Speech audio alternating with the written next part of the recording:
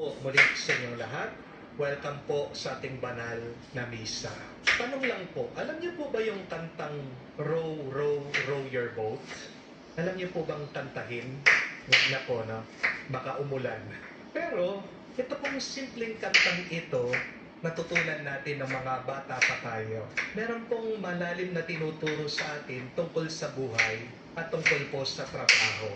At ito rin po ang sikreto ng buhay ni San Isidro Labrador. Si San Isidro ay hindi po hari, hindi rin po siya pari o religyoso.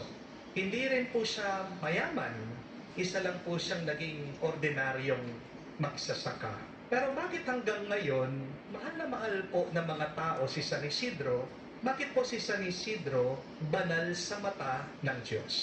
Dahil natutunan po ni San Isidro na isagwan o i-row ang buhay niya na may kapayapaan, may kababaang loob, at may kagalakan.